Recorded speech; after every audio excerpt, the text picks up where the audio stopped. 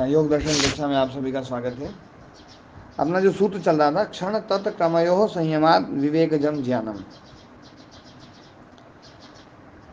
हमने पहले शब्दों के बारे में चर्चा काफी करी थी।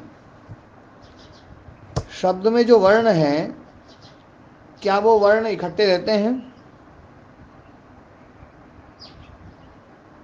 क्या वर्णों का समाहार कोई कर सकता है? समाहार मतलब उनको इकट्ठा। क्या आप दो वर्ण एक साथ बोल सकते हैं? आवाज नहीं आ रही किसी की। बोल तो नहीं, पर मेरे पास आवाज नहीं आ रही है।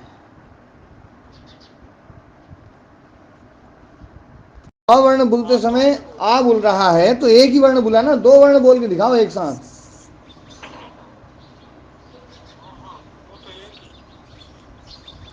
क्रम से तो अलग अलग ही दो बोलते हैं, वो तो एक साथ तो बोलते हैं। एक साथ नहीं बोलेंगे, क्रम से बोलेंगे। उनका एक क्रम होगा। आप उसको क्रम को आगे पीछे कर सकते हो, लेकिन आप दो वर्णों को है ना जो ना एक साथ नहीं बोल सकते हो कभी भी, क्योंकि जीवा जो है वो एक वर्ण को बोलने के बाद में फिर दूसरे वर्ण का प्रयत्न करेगी, फिर तीसरे वर्ण का प्रयत्न करेगी। हर वर्ण का अपना एक अलग अलग प्रयत्न है। तो वर्ण जो है ना, दो वर्णों का कभी भी समाहार, समाहार मतलब एक साथ इकट्ठे कभी नहीं हो सकते वो। लेकिन फिर भी हम बुद्धि में उन दो सारे वर्णों को इकट्ठा करके अर्थ लेते हैं। हमें बुद्धि में तो ये लगता है कि राम शब्द बोला गया तो र आ म अ चार वर्ण इकट्ठे हैं और इकट्ठे होकर के अर्थ देते हैं, तो बुद्धि में जाकर के अर्थ देते हैं। तो बुद्धि के द्वारा हम उनको इकट्ठा करते हैं। ऐसे ही क्षणों का समाहार नहीं हो सकता। दो क्षण एक साथ कभी भी नहीं हो सकते। दो क्षण कभी भी एक साथ नहीं होते हुए भी बड़े मजे की बात है, बड़े गजब की बात है कि उन क्षणों का हम क्रम भी बना लेते हैं, समाहार भी कर लेते हैं और बढ़िया वो कर लेते हैं। तो ये जो समाहार है उनका और जो क्रम है, ये बुद्धिकृत है। क्या है? हाँ दयानंद जी। महाराज जी दयाराम जी मोहन में कम ही बोलेंगे। हाँ वो तो मोहन उनका कई दिन से शुरू हुआ था ना। मोहन तो बोल तो मतलब यहाँ तो काम की चीज बोलेंगे। जी महाराज जी जी, है ना। दो क्षण जो है ना इकट्ठे नहीं रह सकते। जी महाराज। अच्छा, इकट्ठी चीज जो होगी उसमें क्रम भी नहीं बनेगा। बड़ी मजे की बात ये भी है। यदि दो वर्ण एक साथ भूल गए तो कौन सा पहले माने और कौन सा बाद में माने? क्यों स्वामी जी महाराज? जिसको कहाँ पहले बोला गया है तो इसमें से क्रम है ना, कहाँ पहले और आ बाद में है। इसका मतलब है साथ साथ नहीं है। साथ साथ जी होते तो कौन सा पहले और कौन सा बाद, इसमें लड़ाई झगड़े तो होते, जी है ना। तो क्रम जो है ना वो बनता है जब एक आगे हो और एक पीछे हो तो क्रम बनता है। पांच बच्चे हैं, क्रम है उनमें कि भैया ये पहले, ये बड़ा है, ये छोटा है, ये छोटा है, ये छोटा है, ये छोटा है ना। एक साथ प्रकट हो एक साथ, तो फिर ये नहीं कहा जा सकता ये बड़ा है ये छोटा है। तो समझने की बात यह है कि जैसे वर्णों में एक साथ दो वर्ण नहीं बोलते हैं, लेकिन फिर भी उनकी बौद्धिक सत्ता रहती है। बुद्धि में उनका जो है ना, हम एक वो करते हैं, एक छाप बनाते हैं बुद्धि में। हमने एक वाक्य बोला, उस वाक्य में एक एक वर्ण बोले गए हैं, लेकिन बुद्धि में पूरे की छाप बना करके एक पूरा वाक्य बना लेते हैं और वो वाक्य एक अर्थ देता है, देता है। ऐसे ही क्षण जो है एक ही क्षण रहेगा। क्षण तो एक ही रहेगा, क्योंकि जो क्षण है बस वही है। जो चला गया वो तो खत्म, और जो आएगा वो तो है ही नहीं अभी, वो तो आएगा। तो क्षण तो एक ही है, लेकिन जो बीत गए और आने वाले हैं ये बुद्धिकृत हैं। बुद्धि में हम उनकी कल्पना करते हैं और बुद्धि में कल्पना करने के द्वारा हम उनका एक क्रम बनाते हैं, ये क्रम। और एक बात और मजे की है कि क्षण की अपने आप में वैसे कोई सत्ता देखो यदि है नहीं। जब तक कोई वस्तु नहीं है तब तक क्षण की कोई सत्ता नहीं है।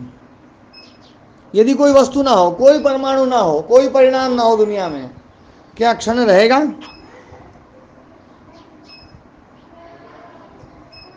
हाँ जी दयाराम जी।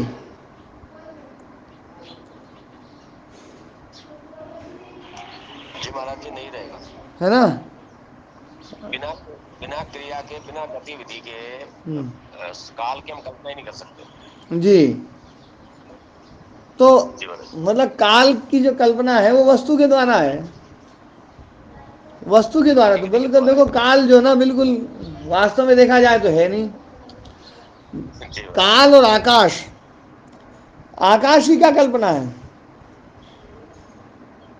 आकाश की भी वस्तु के सापेक्ष ही है। वस्तु के सापेक्ष है। वस्तु के द्वारा आप खाली स्थान को परिभाषित करते हैं। खाली स्थान कौन सा? जहां वस्तु नहीं है, जहां वस्तु जी महाराज। नहीं है, वस्तु के द्वारा खाली स्थान को समझाया जाता है। ध्यान देने वाली बात है। वस्तु, आकाश सबका आधार है, आकाश सबका आधार है, काल सबका आधार है, लेकिन जो है सबका आधार होते हुए भी उन वस्तुओं के कारण से ही इनका इसका बोध होता है। वस्तु ना हो तो ना तो काल का बोध होगा, ना आकाश का बोध होगा। ये बात सही से समझ में आई? गहरी बात बोली मैंने ये, मुकेश जी, है ना? बिल्कुल सही। तो ध्यान देने वाली बात है ना? ये बच्चों को बोल देना धीरे धीरे बोलेंगे, मंत्र दोनों बिल्कुल धीरे धीरे, समय समय, क्योंकि आज इनकी आवाज़ नहीं आ रही मेरे को। धीरे धीरे बोलो। तो मैं जो बोल रहा था कि वस्तु के कारण से काल का हमें बोध होता है, वस्तु के कारण से हमें आकाश का बोध होता है। अच्छा, वस्तु के कारण से हो रहा है, लेकिन फिर भी काल को सबका आधार मानते हैं। कैसे आधार मानते हैं, मैं उदाहरण देता हूं। मेरे सामने एक पुस्तक है, मैंने बोला पुस्तक है, आपने क्या समझा?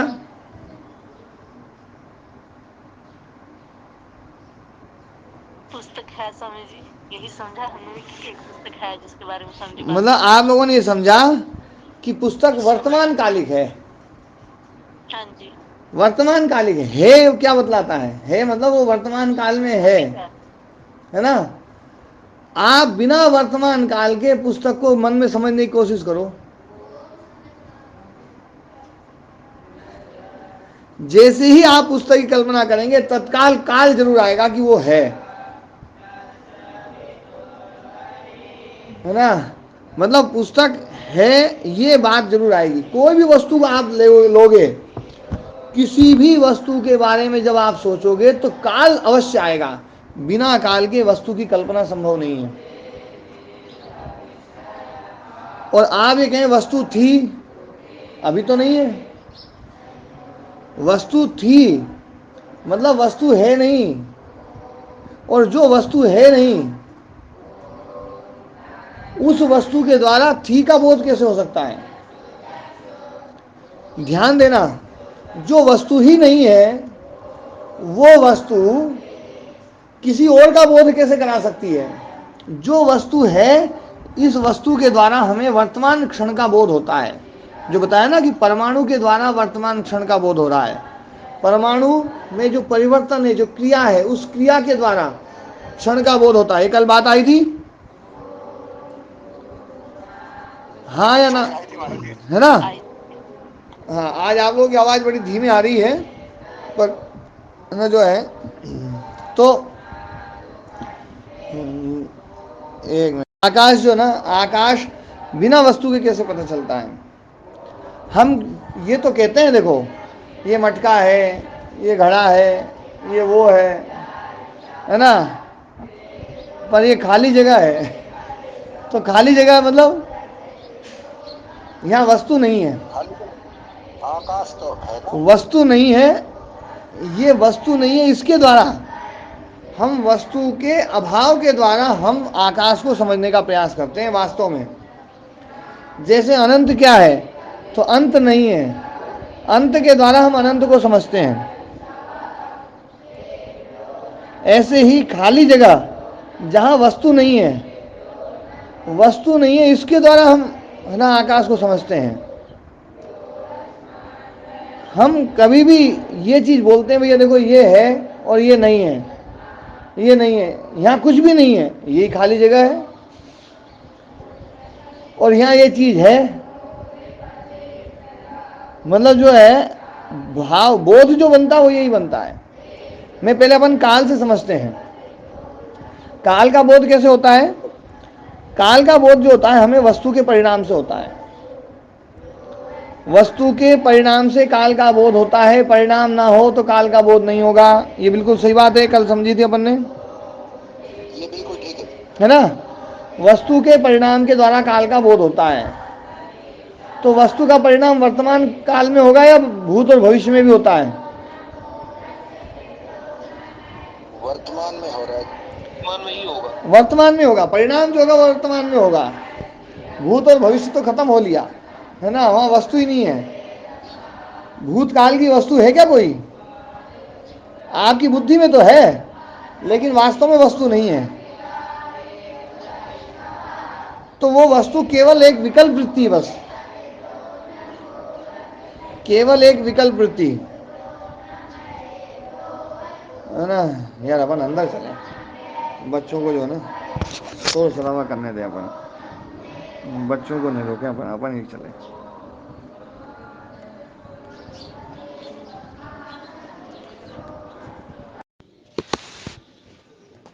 हाँ जी, आवाज आ रही है? बढ़िया आ रही है। बढ़िया आ रही ना। तो मैं बात बोल रहा था कि वस्तु के परिणाम के द्वारा हमें काल का बोध होता है, और मान लो वस्तु ही नहीं है तो काल का परिणाम, उसका वस्तु नहीं होगी तो उसका परिणाम नहीं, परिणाम नहीं तो उसके काल, उस मतलब काल का बोध नहीं। तो वस्तु हमेशा होनी चाहिए।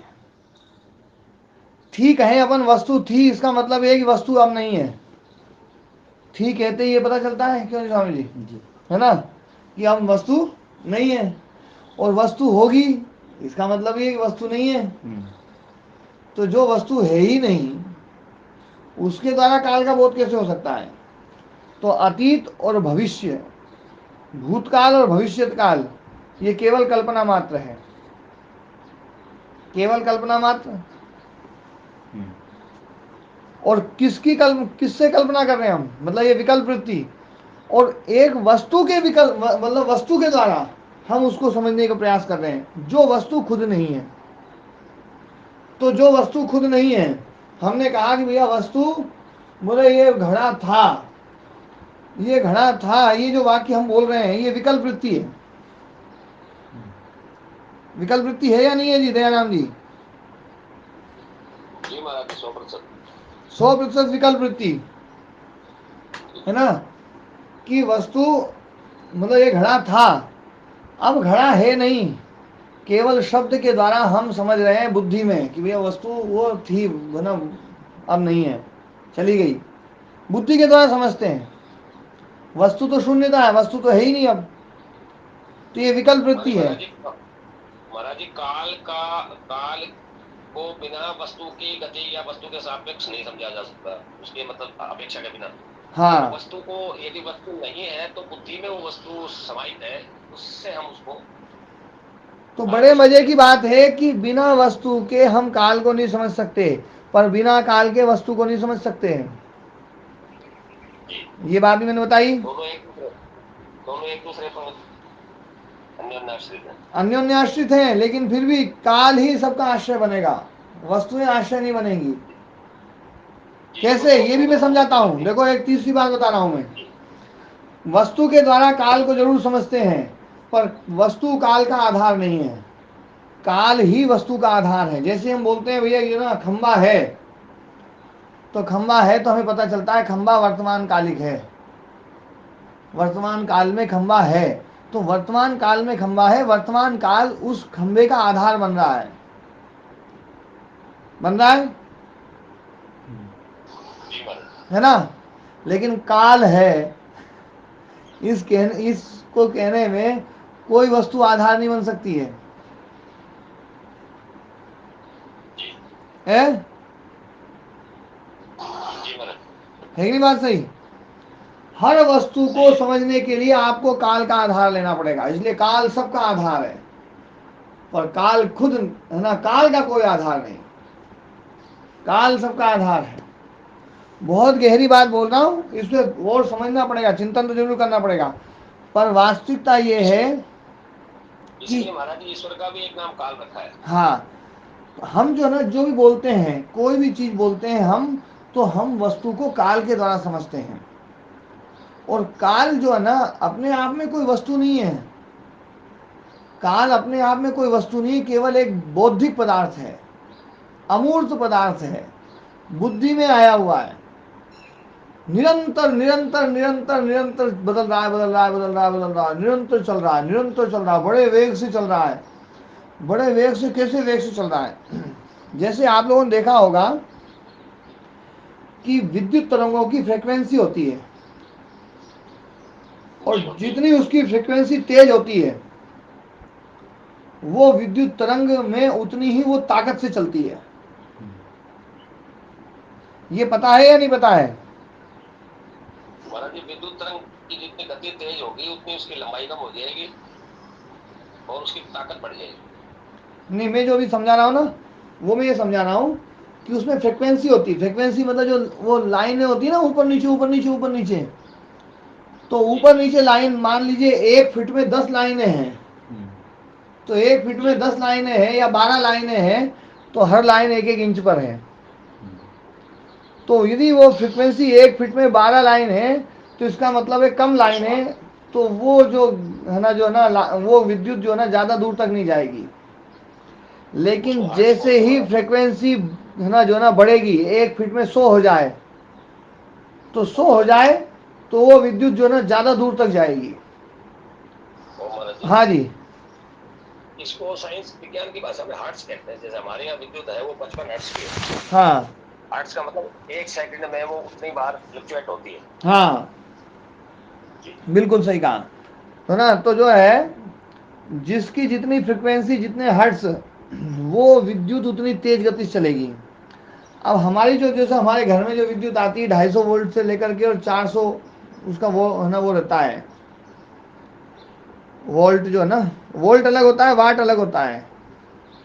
जी महाराज जी वोल्ट, वाट, एम्पेयर और ओम, ये 5-6 यूनिट है बिजली की। 5-6 प्रकार की से नापने जैसे की। कोई इसकी गति को नापता है, हाँ, कोई इसकी फ्रीक्वेंसी को नापता है, कोई इसकी एम्पियर पावर तो को जो है ना, नापता है। हाँ, एम्पियर होता है, और है ना, जो ना, एम्पियर तो, एम्पेयर तो करंट की स्पीड होती है। हाँ करंट की स्पीड, ये स्पीड है। जी, और वोल्ट कितना लोड पड़ गया। वोल्ट जो है वो पावर है। वोल्ट जो ना, उसकी वोल्ट पावर है, और वोल्ट है उसकी मात्रा।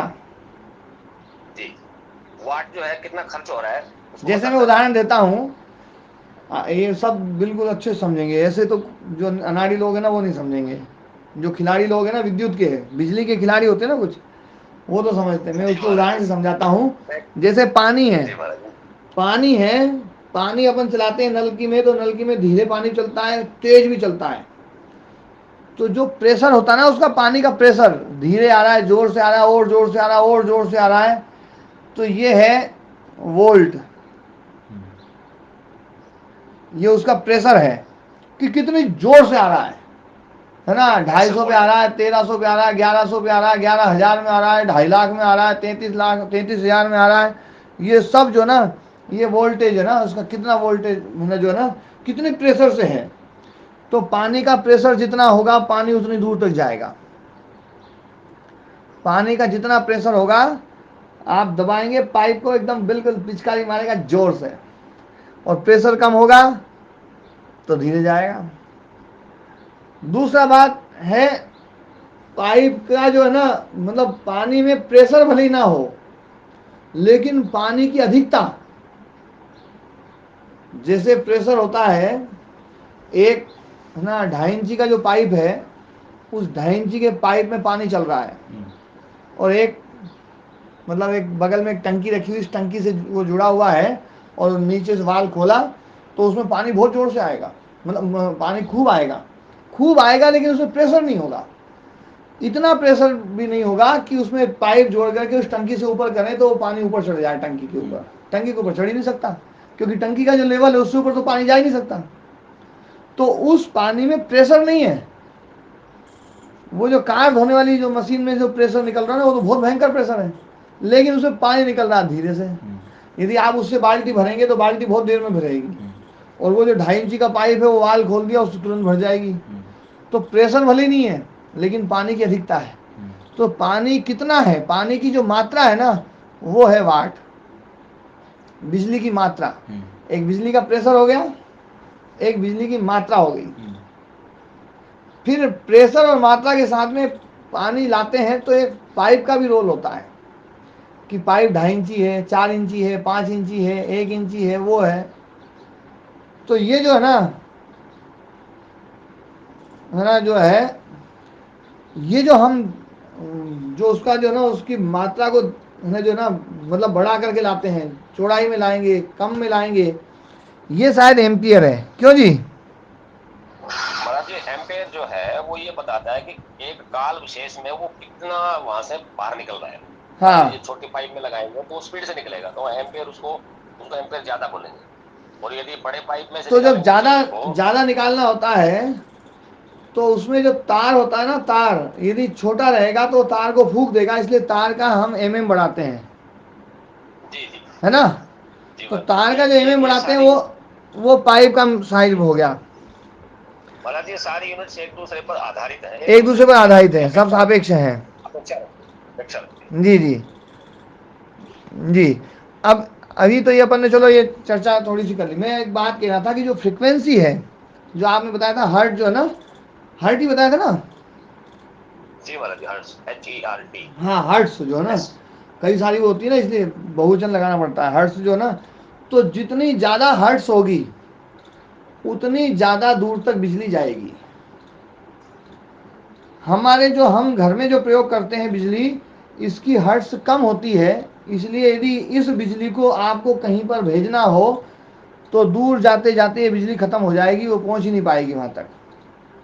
ओ महाराज इसलिए जी। दूर पहुंचाना है तो क्या करेंगे, इस बिजली की जो हर्ट्स है इसको बढ़ाएंगे। हर्ट्स जो है ना, ओ महाराज जी, हाँ जी, इसमें एक बात और समझी जा सकती है कि जो इसमें दो प्रकार की होती है बिजलियां, एसी जो होती है ना उसमें हर्ट्स होती है, डीसी में हर्ट्स नहीं हर्ट्स नहीं होती, होती है, इसलिए इसलिए डीसी करंट डीसी को ज़्यादा दूर तक जाता ही नहीं वो। ज्यादा दूर तक नहीं जा सकती। हाँ, ज़्यादा दूर तक जाते ही खत्म हो जाएगा वो। हाँ, अभी जी मैं एक महाराज बात जो समझा रहा हूँ, मैं पहले वो बात पूरी कर दूँ। हर्ट्ज जो है जब कम होती है तो बिजली दूर तक नहीं जाती है, तो 250 है ना वोल्टेज वाली जो बिजली है, ये 400 वोल्टेज वाली बिजली जो है, वो बिजली में हर्ट्ज कम है। तो उस बिजली को कहीं दूर ले जाना है तो उस 250 वोल्टेज को हमें 11,000 करना पड़ेगा। 11,000 वोल्टेज करते ही उसकी हर्ट्ज बढ़ जाएगी, और हर्ट्ज बढ़ जाएगी, उसकी फ्रिक्वेंसी बढ़ जाएगी, तो वो जो है ना दूर तक जाएगी।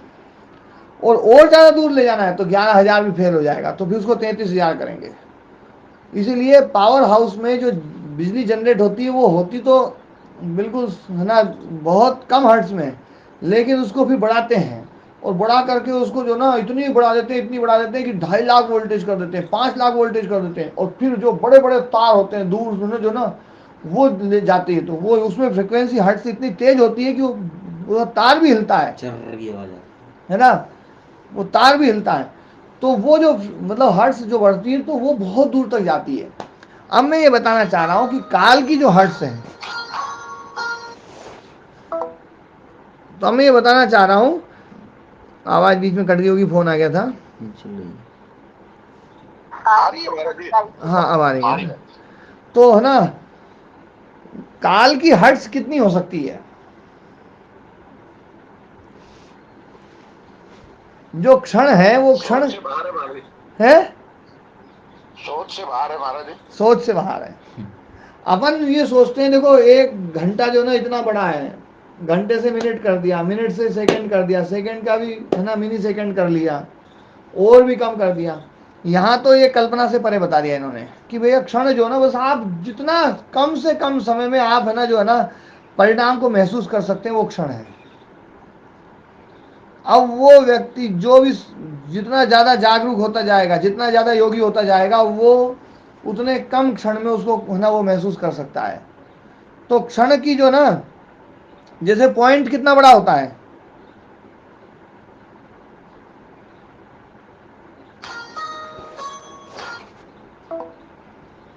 महाराज जी पॉइंट का कोई वास्तव में तो कोई परिमाण होता ही नहीं।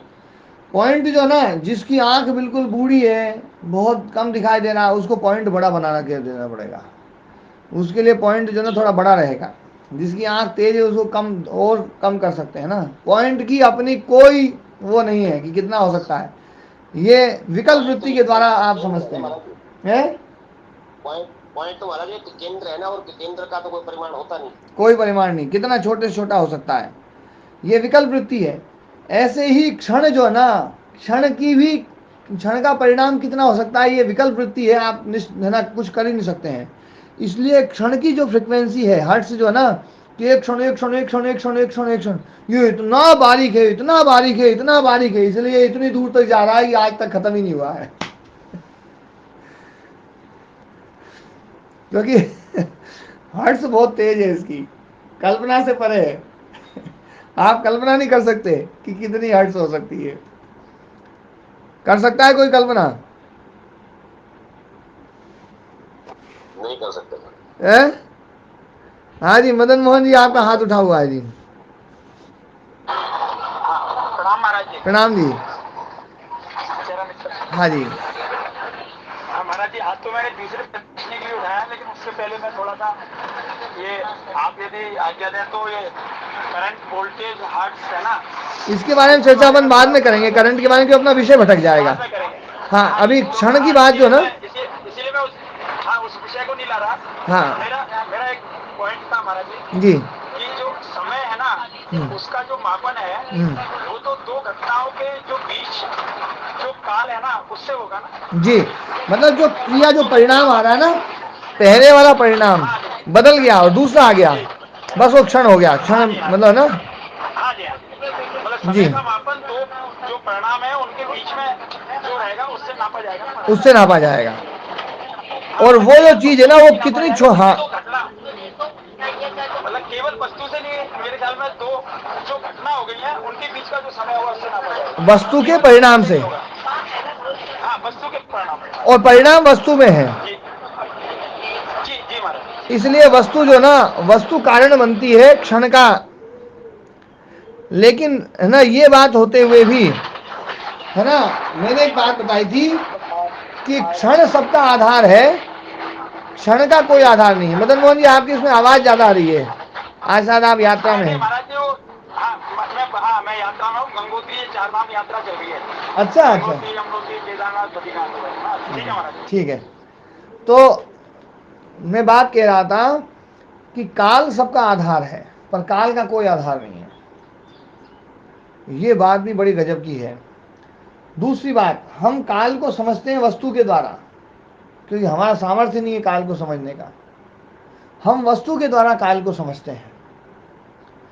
जिस दिन हमें काल का संबोध हो जाएगा, क्षण का बोध हो जाएगा, उस दिन सारी वस्तुओं का बोध हो जाएगा हमें। काल तो है ही नहीं, समझिए बहुत कहाँ से। क्षण जो है ना, वो वस्तु तो मतलब जो है ना, मूर्त वस्तु नहीं है, अमूर्त वस्तु है। वर्तमान क्षण जो है वो एक सत्ता वाली चीज है, उसकी सत्ता है। अच्छा, और जो अतीत और भविष्य, भूत और भविष्य वाला जो क्षण है, वो उसकी सत्ता नहीं है, लेकिन उसको भी हम समझते हैं। जैसे हम वर्ण में, शब्द में वर्णों को समझते हैं कि जो वर्ण भूल गया है वो खत्म, अब तो दूसरा आ गया है, लेकिन फिर भी हम पीछे वाले और आगे वाले उनको सबको एक वो करके और बुद्धि में एक वो बनाते हैं। ऐसे ही बुद्धि में हम अतीत और अनागत, उन परिणामों के कारण से उन परिणामों की कल्पना करते हैं मन में, बुद्धि में, और उस परिणाम के द्वारा हम जो है उसमें अतीत और अनागत काल जोड़ देते हैं। जो वस्तु है नहीं, उस वस्तु की कल्पना हम करते हैं शब्द के द्वारा। शब्द की अपनी एक महिमा है। वास्तव में शब्द जो है ना, बड़ा गजब का है। शब्द शक्ति के बारे में कहा गया है ना, जो है कि शब्द जो है अर्थ भले ही अत्यंत असंभव हो, अत्यंता सत्यपि ही अर्थे शब्दो ज्ञानम करोति ही। शब्द ज्ञान करता ही करता है, चाहे अर्थ बिल्कुल खत्म, बिल्कुल असंभव हो, अर्थ हो ही ना। जैसे मैं एक बात आपसे एक बात बोलूं कि मैंने आज एक सपना देखा। उस सपने में जो ना एक सोने का पेड़ और उसमें पत्ते लगे हुए थे बिल्कुल मोतियों के, और फल लगे हुए थे हीरे के, है ना, और है ना जो है बहुत ही गजब का पेड़, दिव्य पेड़, और प्रकाश निकल रहा था, और बिल्कुल एकदम गजब का पेड़। अब मैं जो बोल रहा हूं, आपके मन में उस शब्द ने अर्थ पैदा किया या नहीं किया? करे महाराज जी, मोती वाती सब दिख रहे हैं, सब दिख रहे हैं। जबकि देखो असंभव, बिल्कुल असंभव चीज, लेकिन शब्द का अपना सामर्थ्य है कि शब्द जो है ना, फिर भी जो ना, शब्द की शक्ति है वो, ये शब्द की अपनी एक शक्ति है। ओम महाराज जी। हाँ ओम जी। महाराज जी, ये जो आपने उदाहरण दिया, इसमें तो ये वस्तुएं हमने कभी पहले किसी न किसी रूप में देखी हुई हैं, तभी ऐसे आपने सोने का पेड़ कभी देखा, बता दो? नहीं देखा, लेकिन सोने को उससे कुछ अलग मात्रा में सोने को देखा है। नहीं, सोने को देखा होगा, लेकिन है ना, सोने का पेड़ कभी नहीं देखा होगा। किसी पेड़ में मोती लगते नहीं देखे होंगे, किसी पेड़ में जो ना हीरे लगते नहीं देखे होंगे। ये केवल और केवल एक कल्पना है। ऐसी कोई भी चीज आपने नहीं देखी होगी, उसकी भी कल्पना आप कर सकते हैं। कहो तो मैं करवाऊं? नहीं महाराज जी, मैं ये निवेदन कर रहा था जी। हाँ बोलिए। ओम दयाराम जी, आपकी आवाज आनी बंद हो गई। मेरे को नहीं आ रही है, आप लोगों को भी नहीं आ रही है? हाँ नहीं, आप लोगों को दयाराम जी की आवाज आ रही कि नहीं आ रही? नहीं है, दयाराम जी की नहीं आ रही है। हाँ, उनका नेटवर्क गड़बड़ हो गया, कोई बात नहीं जी। ओम जी। हाँ, अभी आ रही? अरे बाप, तो बहुत बढ़िया आ रही, टनाटन। जी महाराज, मैं ये निवेदन कर रहा था कि बुद्धि ने केवल समाहार तो किया है शब्द के सहारे से, शब्द के आश्रय लेकर, परंतु वो वस्तु बिल्कुल ही निराधार हो ऐसा तो नहीं कह सकते। नहीं, ये जो वस्तु है ना, ये बिल्कुल निराधार है, बिल्कुल निराधार है। जैसे देखो, मैं निराधार चीजें बताता हूँ। भगवान ने एक पत्थर बनाया, इतना बड़ा पत्थर बनाया जो खुद से ना उठे, इतना बड़ा पत्थर बनाया भगवान ने। फिर भगवान ने जोर लगा के उस पत्थर को उठा दिया। बिल्कुल निराधार चीज है देखो, लेकिन फिर भी आप लोगों को कल्पना में इतना बड़ा पत्थर भी बन गया होगा कि भगवान से उठ नहीं रहा होगा। और फिर जब मैंने बोला भगवान ने जोर लगा के उठा दिया, तो भी उठा भी दिया होगा। बड़ा सा पत्थर है ना? शब्द की अपनी महिमा है। हाँ, शब्द में एक शक्ति होती है, वो शक्ति उस शब्द में तब आती है जब हम उस शब्द का जो है ना संकेत है, पहले शब्द के बारे में खूब चर्चा करी है मैंने कि शब्द किस प्रकार से अर्थ देता है। तो पहले हम उस संकेत को, कि इस शब्द का ये अर्थ है, एक ऐसी जो संकेत प्रणाली है, उस संकेत प्रणाली को पहले हम समझते हैं। फिर उसके बाद में वो जो शब्द शक्ति है ना, वो अपने अर्थ को देती है, चाहे वस्तु हो ना हो, कोई वो नहीं। यदि वस्तु हो और फिर शब्द संकेत दे, तो विकल्प वृत्ति कभी पैदा नहीं हो सकती। कि विकल्प वृत्ति होती वो है कि शब्द तो अर्थ दे दे और वस्तु शून्यता हो। क्यों जी दयाराम जी?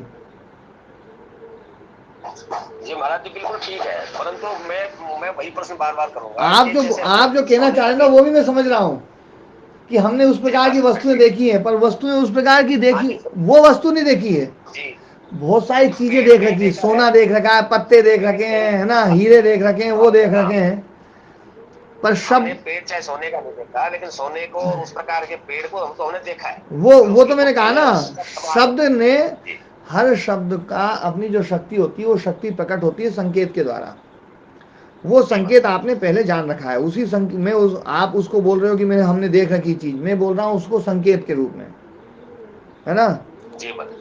वो जो संकेत है, मतलब मैं आपको सोने का पेड़ बोल रहा हूं तो आपको समझ में आ रहा है, मैं फ्रेंच भाषा में वो बोलूं, है ना, तो आपको समझ में नहीं आएगा। क्यों? जी क्योंकि महाराज। उस संकेत को आपने उस शब्द में भी सामर्थ्य है, लेकिन उसका संकेत आपने नहीं पहले, है ना, जान रखा है। जी लेकिन अब जो मैंने बोला है, आपने कभी सोने का पेड़ नहीं देखा, लेकिन फिर भी शब्द ने सोने का पेड़ दिखा दिया। ये मैं ये कहना चाह रहा हूं कि शब्द का अपना सामर्थ्य है।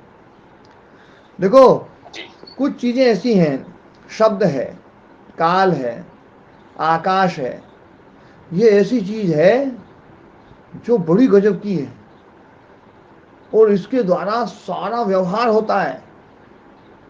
लेकिन सारा व्यवहार होते हुए भी इसके सूक्ष्म भाग को, इसके सूक्ष्म अंश को लोग नहीं समझते हैं। इसलिए व्युत्थित चित्त वाले लोग इनको एक वस्तु मानते हैं।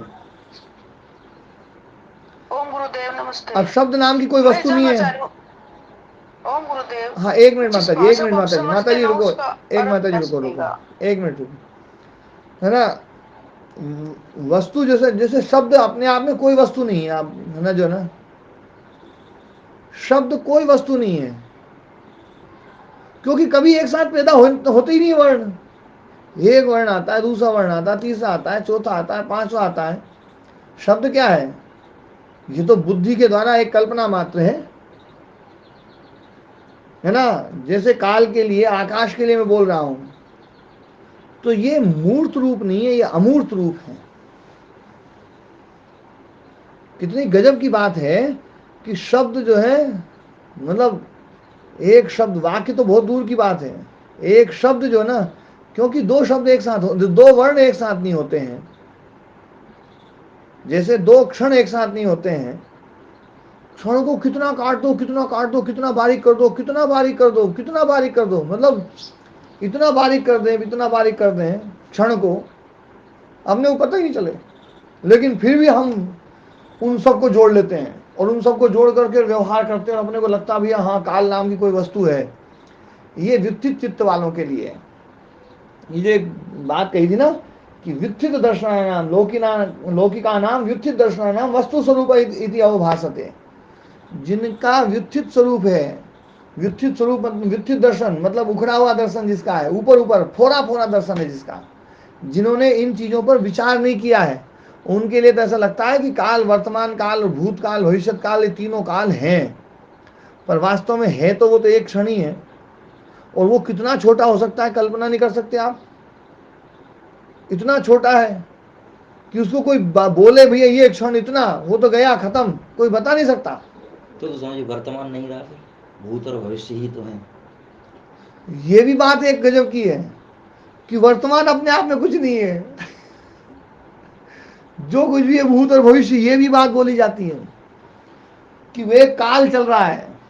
ये वित्तीय चित्त वालों के लिए बता रहा हूं, देखो मैं, कि एक काल चल रहा है, लंबी लाइन है, उसमें जहां एक काट दिया, पीछे वाला है ना भूत, आगे वाला भविष्य, और वो जो कटा हुआ है ना वो आगे आगे बढ़ता जा रहा है। वर्तमान तो कुछ है ही नहीं। और क्या। लेकिन ये भी बात एक है, लेकिन गजब की बात है कि भविष्य तो है ही नहीं कुछ, और भूत कुछ है ही नहीं, जो कुछ भी वो वर्तमान है। क्योंकि क्षण का बोध वस्तु के द्वारा होता है, वस्तु के परिणाम के द्वारा। वस्तु के परिणाम से ही आप काल को बता सकते हैं, नहीं तो काल बता ही नहीं सकते आप। आप भूत बता रहे हैं, कैसे बता रहे हैं? आप किसी वस्तु के पिछले परिणाम को ध्यान में रख करके बता रहे हैं कि भूतकाल था, कैसे था। भूतकाल था मतलब जो है ना कि ना जो है कि हमारा शरीर पहले था, हम छोटे थे, हमने देखा है। अरे वो छोटा शरीर था, अभी है ही नहीं। उस छोटे शरीर के द्वारा आप भूतकाल को बता रहे हो, वो छोटा शरीर अब है ही नहीं। जो वस्तु है ही नहीं उससे आप, जो जिस वस्तु का अभाव है, जिस वस्तु का अभाव है, उस अभाव वाली वस्तु के द्वारा आप, है ना, किसी एक वस्तु की कल्पना करो। जो खुद नहीं है वो दूसरी कल्पना कैसे करवा सकती है ना, बात मजे की है। तो वास्तव में यदि सूक्ष्म दृष्टि से देखा जाए तो जो कुछ भी है वो वर्तमान ही है, वर्तमान के अलावा कुछ नहीं है। ये बिल्कुल यथार्थ बात है। जो कुछ है, क्षण की कल्पना जो हमारे शास्त्रों में की गई है वो केवल और केवल ये की गई है, क्षण मतलब जो है कि जो है कि एक परिणाम हमने देख लिया, कोई भी परिणाम, छोटे से छोटा परिणाम, उस परिणाम को हम क्षण बोल देते हैं वस्तु के ऊपर आधारित होकर के। लेकिन फिर भी वर्तमान क्षण जो है ना, वर्तमान क्षण जो है ना, एक है ना अमूर्त वस्तु है, पर वो है, वर्तमान क्षण तो है, और वो ही सबका आधार है। इसलिए कहा गया ना, देखो एक वाक्य कहा गया है, एकेन क्षणेन कृष्णो लोकः परिणामम अनुभवति। एक ही क्षण के द्वारा संपूर्ण लोक परिणाम का अनुभव करता है। काल सबका आधार है, काल का कोई आधार नहीं है।